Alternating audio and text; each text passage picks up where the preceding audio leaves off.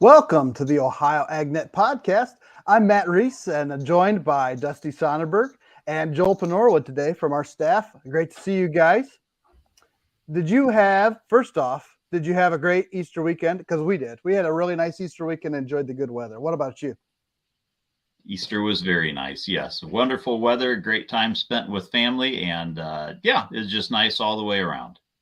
Yeah, same. And Maverick had one of his first Easter egg hunts. There was 3 Easter eggs specifically for him. They weren't the most difficult to find, but there were a lot less swords at our Easter than some others I've heard about, Matt. So my son and I did spend time in the yard with a samurai sword yesterday, and it all goes back to one of my brothers who buys these pods. He bids on these storage pods, right, or storage units, and so sometimes they win them, sometimes they don't. And the strategy is to sell off the stuff that's worthwhile and pitch the junk that's in these pods. And it's basically storage units that people didn't pay for that they put up for auction. So my brother buys these, and lo and behold, one of these storage units had a samurai sword in it. Well, as soon as he said the word samurai sword, my 13-year-old son thought, that sounds pretty good. So he used his own money, ponied up the $20 to get the samurai sword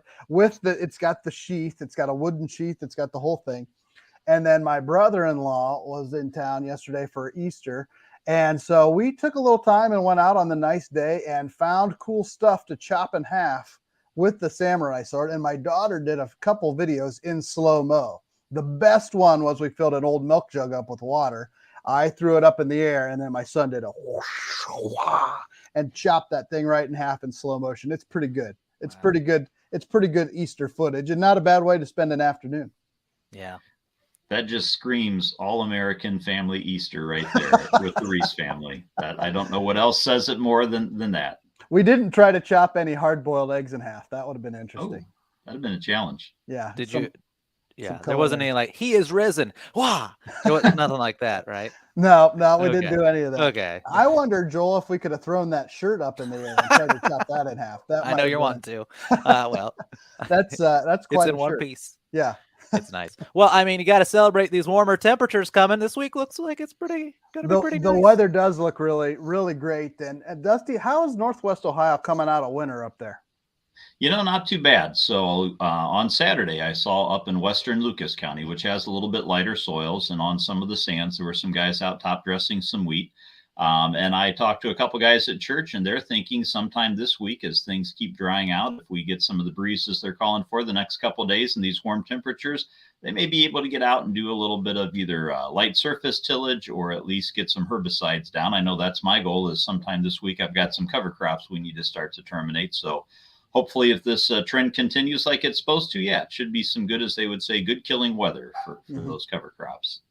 Well, and 'tis the season with these warmer temperatures to start the Between the Rows feature. And the Between the Rows feature we do every year, and I get the opportunity to call farmers around the state every couple of weeks and chat with them. And it's a really popular feature in our print publication, Ohio's Country Journal, but also online. And we occasionally get the audio out here on the radio and on the podcast as well. And that's brought to you by Seed Genetics Direct. And they are big enough to get the top corn and soybean genetics you want, but small enough to provide the personalized service and care about you.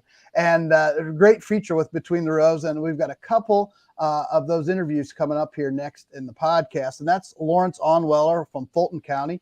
And he is excited to see how this weather plays out this week, because they got a long list of things to do on the farm. In addition to that, we've got Kyle Nietfeld from Mercer County. And they talk about some of their priorities here this week to capitalize on the good weather. And Kyle has the hog operation and crop farm there in Mercer County. So good audio coming up next in the podcast from those folks. And Joel, you've had a busy couple weeks talking to folks for some audio as well. What do you got?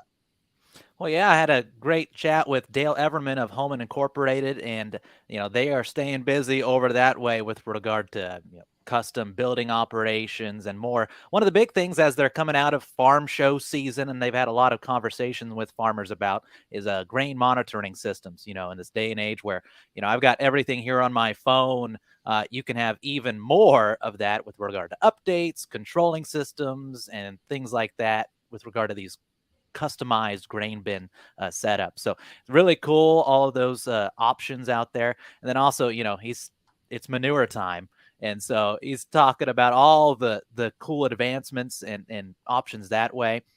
But then also, he's like to reminds folks of that if you're wanting to build, if you're wanting to bring some new things to your operation, we are in a day and age where you got to plan ahead. You got to plan quite a bit ahead. And you might be able to get the equipment to you. You might be able to get the things set up, but even with regard to certain electrical systems, that requires, there's a 50-week wait for some electricians out there, not on their end, but, to get things that actually need to be all hooked up, there are certain components that are just holding everything back. So start the conversations with Homan Incorporated bright and early, and that's a little bit what we chat about, but all that and more in a good chat with Dale Everman.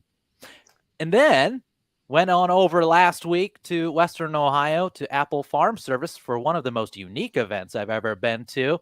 And that was as they introduced the Helio drones and as they're being a supplier for those here to Ohio. So the first supplier of those in Ohio. And they're unique as they're an American-made drone. A lot of these other companies that you hear about are oftentimes from China or otherwise.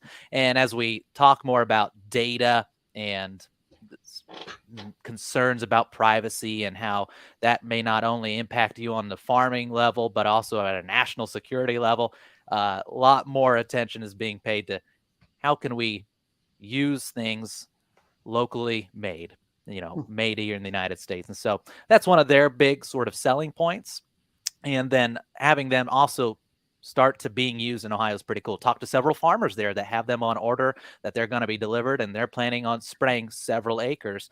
We're talking a number of, they're saying 100 acres an hour by drone. And if you're thinking a burn down program, you could be out there when it's actually still wet. A normal piece of equipment couldn't be out there, but you could already be covering several acres with chemicals already.